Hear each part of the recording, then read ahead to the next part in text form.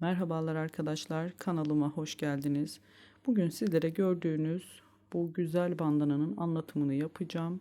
Modeli çok basit, örmesi yeni başlayanlar bile rahatlıkla örebilir bir oturuşta birkaç tane bandananız örerek önümüz yazken şöyle küçük büyük herkesin seveceği ve kullanabileceği viral olacak bir bandana yapımı, bandana modeli olacak bu. Hemen şimdi başlamak istiyorum malzeme bilgisiyle. Gördüğünüz gibi ufak detayları var. Kalp detaylı, çok da güzel görünüyor. Hemen kullandığım tığ numarasını söylemek istiyorum. 2,5 milim ve koton bir iple ördüm. Alize Cotton Gold, sizlerde tuhafiyelerde kolaylıkla bulabileceğiniz bir ip yapısı. Esnek olmadığı için, yapısı da ince olduğu için tam böyle yazın rahat bir şekilde kullanılabilecek bir yapıya sahip. Öncelikle 50 zincir çekerek başlangıç bağcık kısmını yapıyoruz. İlk bu tarafın, yani iki taraflı olacak zaten. 4, 5, 6, 7, 8, 9, 10, 11, 12, 13, 14, 15, 50 tane zincir çekiyoruz ve devam edelim. Evet, 50 zincirimizi çektik. Şimdi 49. zincire, yani yanındaki ilmeğe direkt kaydırma ilmeği ile her ilmek içerisine kaydırma ilmeği yaparak toplamda 50 zincir üzerine 49 tane kaydırma ilmeği olacak. Sonuna kadar örelim.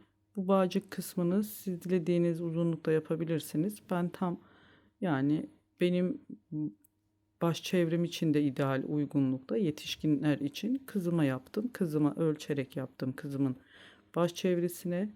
Yani 13 yaşında, gayet rahat. Çok da küçük bir baş çevresi yok. Yani ideal bir ölçü oluyor arkadaşlar. Ama siz daha büyük yapmak isterseniz de bu başlangıç zincirlerini fazla çekerek büyütebilirsiniz. Bir de bu kaydırma ilmeğini ben yaparak daha ince bir bağcık olmasını istedim.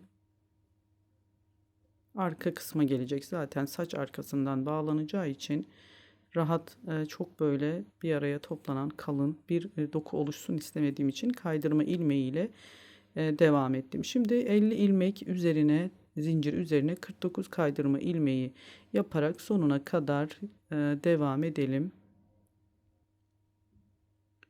Son ilmek içerisine de yapıyorum. 1, 2, 3 zincir çektim. Şu ipimizi de hemen şu taraftan aynı ilmek içerisine ipimi arkaya alarak bunu da burada daha sağlam gizlemiş olalım. İkili trabzan, aynı noktaya, son ilmeği yaptığım noktaya 3 zincirle, 3 zincirden sonra toplamda 4 tane daha ikili trabzan yaparak, bakın 1 2 3 4 5 tane trabzan olacak çektiğimiz ilk zincir. 3 zincirle birlikte. Şimdi yine tekrar 3 zincir çekiyorum.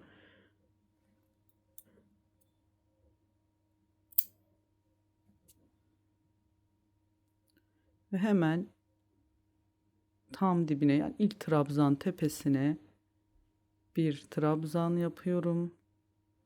Yine yanından 2, 3, yine zinciri de sayarsak 4 tane oldu. Alt sırada 5'ti. Burada 7'ye çıkartacağız. 2 arttıracağız sıralarda. 3 zincirlik boşluğa bir tane battım. Bakın 6 oldu.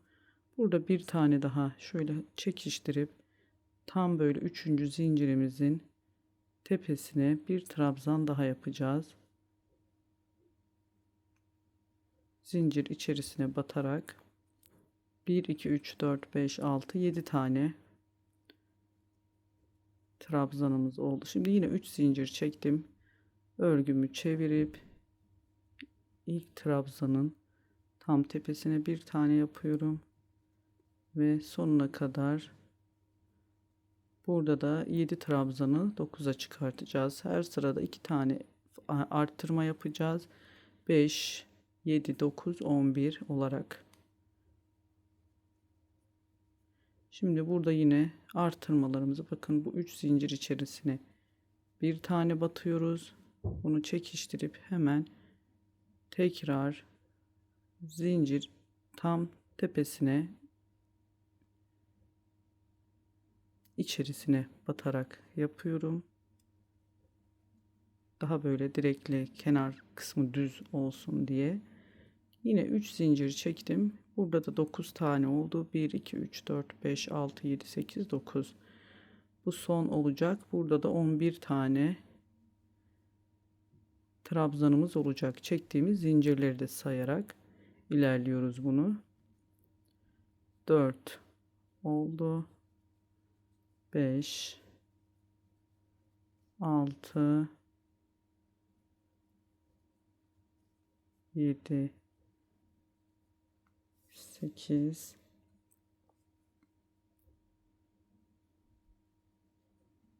9, 10'uncuyu hemen zincir içerisine, yani boşluğa yapıyorum. 11.yi de tepesine, tepe noktasına yaparak tamamladım. Bu şekilde arttırarak ilerledik. Hiç zincir çekmiyoruz. Geriye çevirdim örgümü. 1, 2, 3, dördüncüye, dördüncü trabzan içerisine 1, 2, 3, 4, 5, 6 trabzan yaptım. Bir ikinciye kaydırma ilmeğiyle birleştirdim. Yine hiç zincir çekmiyorum. Tekrar ikinciye 1, 2, 3, 4, 5 ve 6 tane trabzan, ikili trabzan yaparak sonunda yine buradaki 3 zincirlik tam tepeye kaydırma ile ilmeği ile birleştirdim. Bu şekilde bir kalp görüntüsü oldu arkadaşlar. Bir zincir çekiyorum. Önce ikinciye şöyle geçiş yaptım. Kaydırma ilmeği ile yine bir zincir çektim. Tekrar bir sonraki trabzan değil, diğerine geçtim arkadaşlar. Yani alt sırada 1, 2, 3, 4, 5, 6 trabzan yapmıştık. Üçüncünün tam tepesine geldik. Sonrasında 3 tane trabzanımız kaldı. Burada 3 zincir çekiyorum. İkili trabzan yapıyorum. 2 zincir çektim. Aynı yere 2 tane daha ikili trabzan yaptım.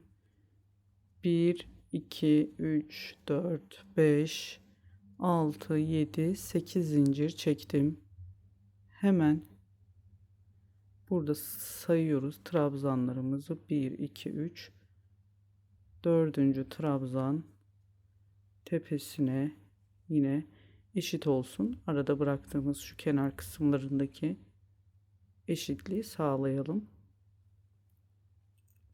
Burada 4 tane bıraktık. 3 tane.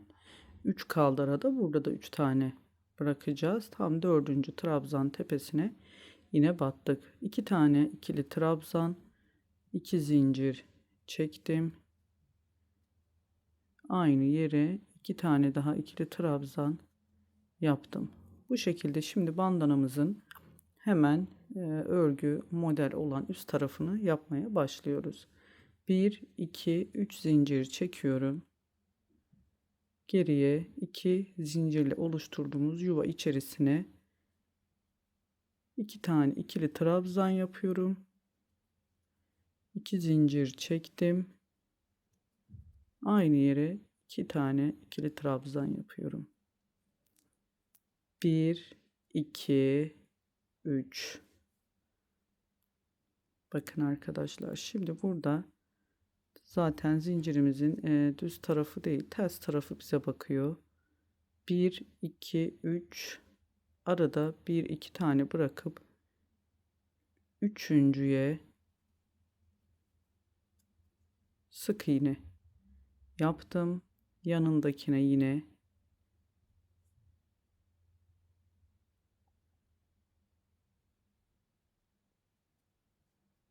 bir sık iğne, 8 zinciri 2 2'ye bırakıyoruz.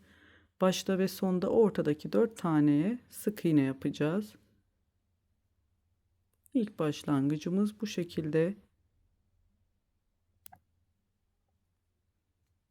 4 tane sık iğnemiz oldu. Şimdi kalan 2 zincir vardı bu alt sırada. Yine ona 3 zincir yapıyoruz. Sadece bu ilk başlangıcı 8 zincirle 3 zincir çekerek 4 sık iğne yaptık. Bu alttaki 8 zincir üzerine bu 2 2 bıraktığım yer dedim.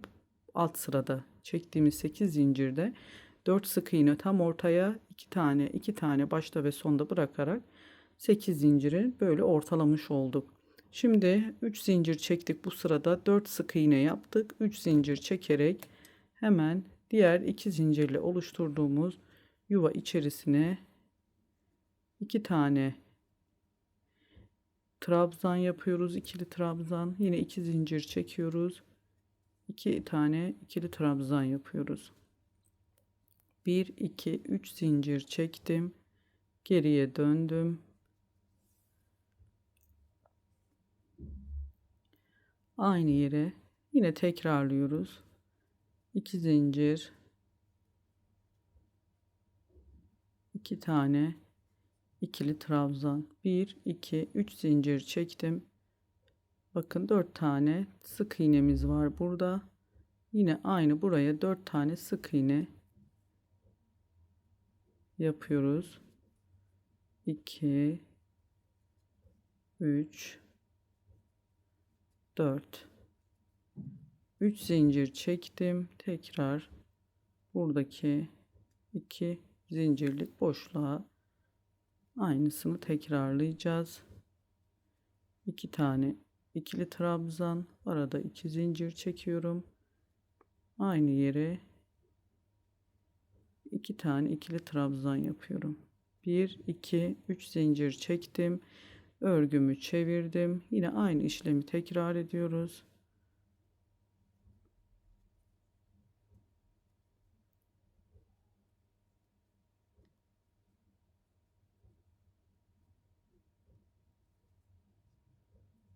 Bir, iki, üç zincir çekiyoruz.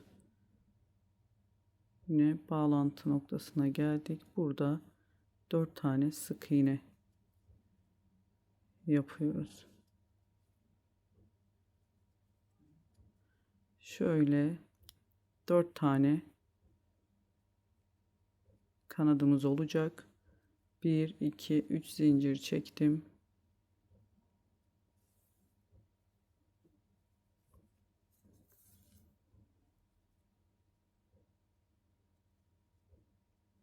Yine aynı işlemi tekrar ediyoruz.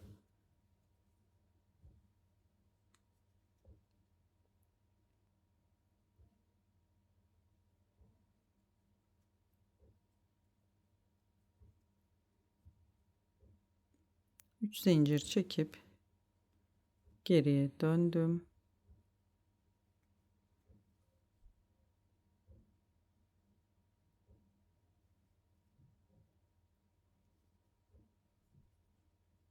İki zincir çektim.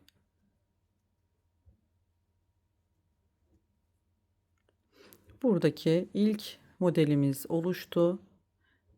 1 2 3 4 kanattan böyle oluşacak. Şimdi sırada ikinciyi hazırlıyoruz. Ne yapıyoruz? 1 2 3 4 5. 5 kez tığımıza ipimizi dolayıp, pardon arkadaşlar, önce zincir çekmem gerekirdi. Burada 4 zincir çekiyorum. 2, 3, 4, 5 kez tığıma ipimi dolayıp 4 zincir çektikten sonra buradaki 4 sık iğne olan şu bağlantı noktamız vardı. 1, 2, 3, 4 tane sık iğne var. İlk sık iğneye değil, ikinci sık iğne tepesine batarak bu 5 kez doladığım ipimi her seferinde 2 2 çıkıyorum, bakın. Başını aldım, 2 ilmek çıktım. Başını aldım, 2 ilmek çıktım. İpimi yani tığıma alıp 2 ilmek çıktım. Toplamda 6 seferde çıkıyoruz. Bu şekilde bir köprü oluşturduk. Yine 2, 3, 4, 5 tane 5 kez doluyoruz tığımıza, hemen yanındaki. Yani 4 sık iğnenin ortada kalan 2 tanesine bu işlemi yapıyoruz. 1, 2, 3, 4, 5, 6 kez, yani 6 seferde çıkıyoruz. Buradaki işlemi gerçekleştiriyoruz. 1, 2, 3, 4. Başta da 4 zincir çekmiştik. Yine sonda aynı 4 zincir çekerek buradaki işlemi tekrar ediyoruz. Yanlardaki modelimizi örmeye devam ediyoruz. Çok basit. Bir tane daha ördüğümüzde bu modeli zaten hemen çözeceksiniz. 2 tane trabzan, 3 zincir çekiyorum. Yine aynı işlemi tekrar ediyorum.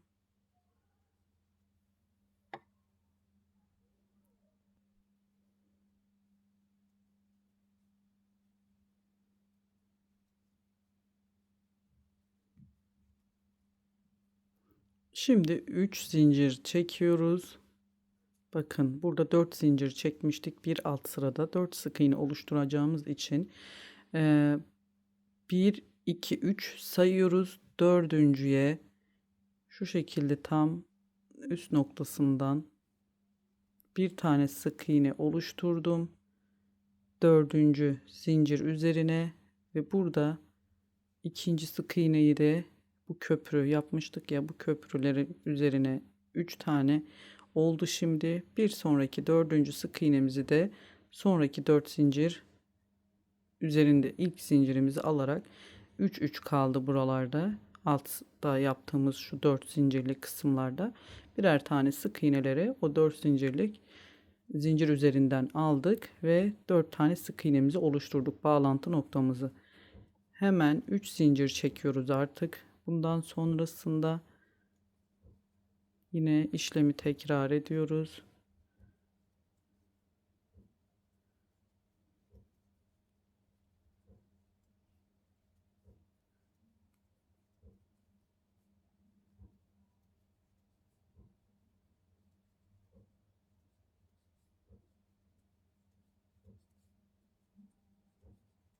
Aynı işlemi tekrar ettik. 3 zincir çektim. Yine burada sık iğne yaptığımız bu 4 sık iğne üzerine bağlantı noktasına yine 4 tane sık iğne yapacağız. 2, 3, 4. 1, 2, 3 zincir çektim. Yine aynı işlemi tekrar ediyoruz.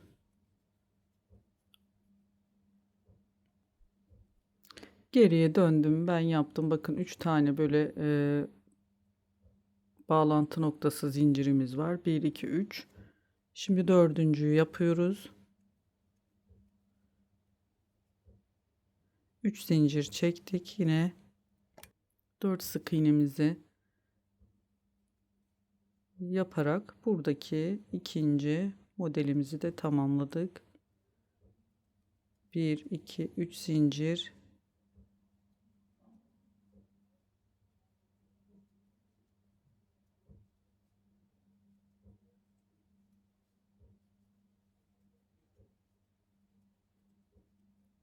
Geriye çevirdim örgümü. Bakın arkadaşlar. Bu şekilde ilerleyeceğiz. Şimdi yine bu köprüyü oluşturacağız. Bu sırada sonrası hep aynı ilerleyecek. Bunu bir kez daha göstermek istiyorum.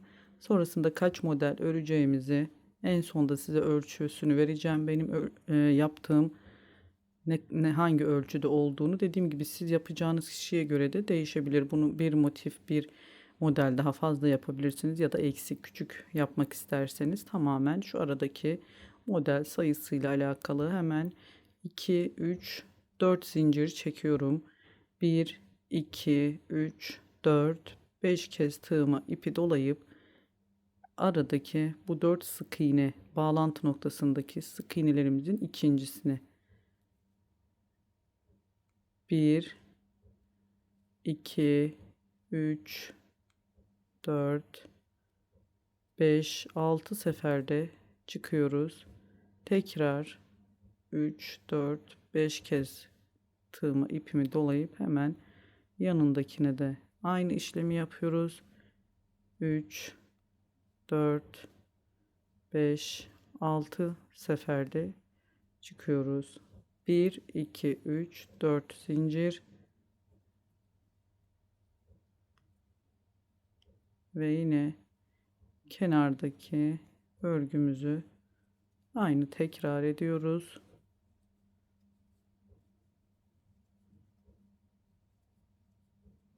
Üç zincirle geriye döndüm.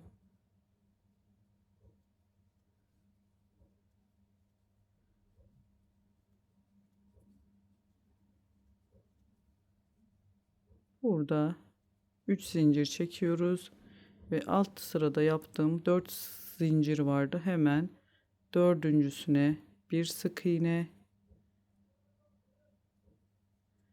burada 4 sık iğne oluşturacağız. Bağlantı noktası.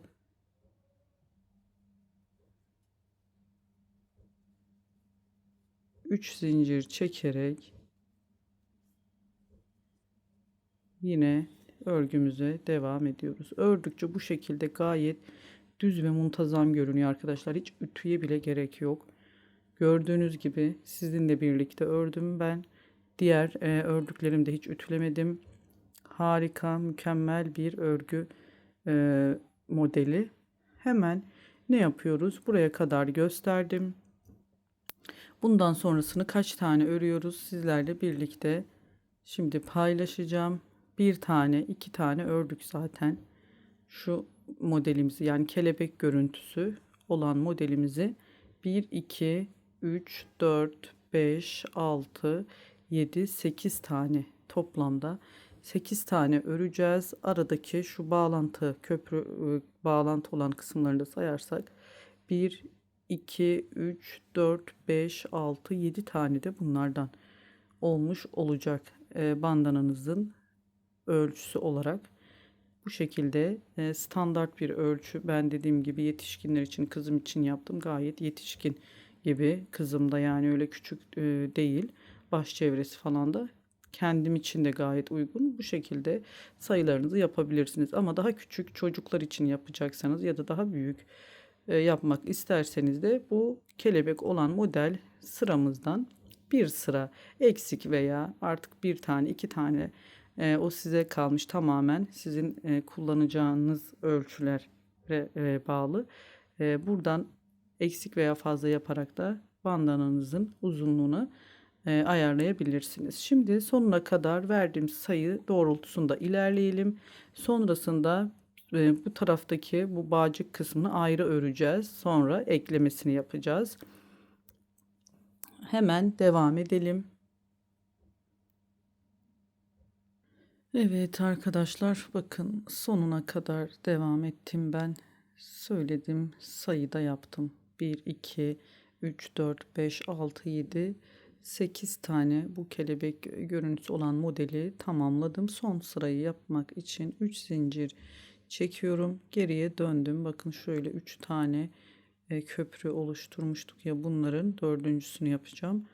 Burada 2 trabzan yapıp arada 2 zincir çekiyorduk. Şimdi bu sırayı hiç zincir çekmeden direkt 4 tane trabzan yaparak tamamlayacağım. 1 2 3 zincir yine çektim.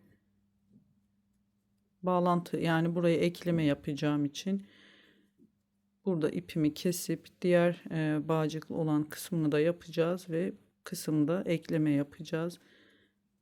3 zincir çekiyorum. Burayı göstermek istedim atlamadan. Yine buraya da 4 tane trabzan yapıyorum. Normalde arada 2 zincir çekip 2 2 yapıyorduk. Şimdi zincir çekmeden 4 trabzanımızı yapıp bandanamızın bu kısmını tamamladık. İpimi kestim. En son iplerimizi temizleyeceğiz. Şimdi şöyle bu bağcıktan başlangıçta 50 zincirle başlayarak bu kısma kadar örelim. Şu kalp görüntüsünü oluşturduğumuz, yani 6 tane trabzan yapmıştık ya, bu kısma kadar 1 2 3 4 11 trabzan olana dek örelim. Aynısını öreceğiz arkadaşlar. Sonrasında 6 trabzanla yaptığımız kısımlardan da eklemesini yapacağız ve tamamlayacağız. Hemen bunu göstermeme gerek yok. Zaten başlangıçta göstermiştim. Bağcık kısmından başlayarak 50 zincirlik kısımdan örerek devam edelim. Sonrasında da eklemesini yaparak bandanamızı tamamlayalım. Evet.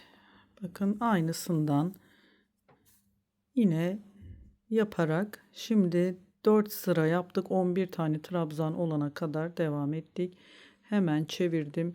Hiç zincir çekmeden 1 2 3 dördüncüye ikili trabzan yapıyorum.